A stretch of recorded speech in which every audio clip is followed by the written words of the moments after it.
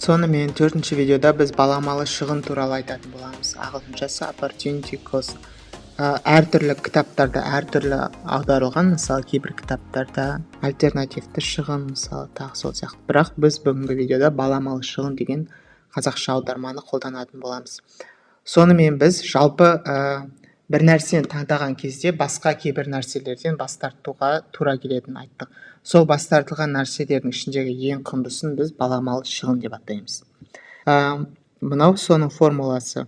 Яғни баламалы шығынды есептеу үшін біз бас тартқан ең құнды таңдаудан жасалған таңдауды азайтамыз. Сол кезде бізде баламалы шығын шығады.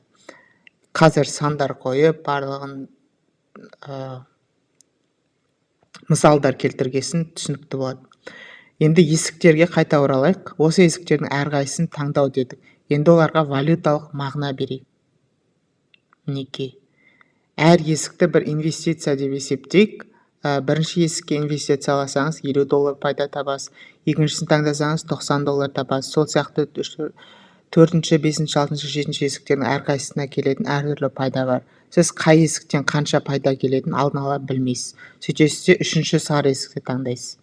Ол сізге $80 табыс әкеледі екен. Енді формуланы пайдаланып баламалы шығынды есептеп көрейік.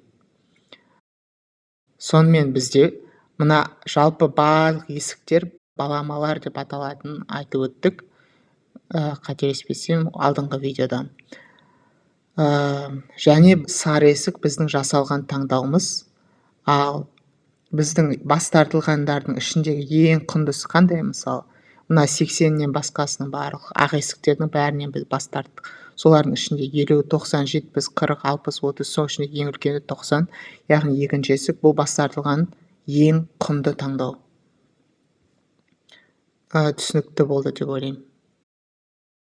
Енді алдыңғы беттегі формуланы қайтадан әкеліп, орнына сандарды қойсақ, мысалы, бізде бас тартқан ең құнды таңдау $90-ға тең болды. Жасалған таңдау $80-ға тең болды.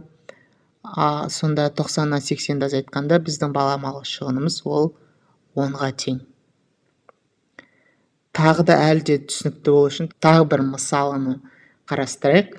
Мысалы, сіз танымал ютуберсіз. 1 сағат бос уақытыңыз пайда болды делік. Сізде мынандай екі таңдау бар. Жаңа видео түсіру немесе көңіл көтеру. Енді егер сіз жаңа видео түсірсеңіз, сізге осы видео $20 пайда алып келеді кейін. Ал немесе екінші нұсқа ол көңіл көтеру.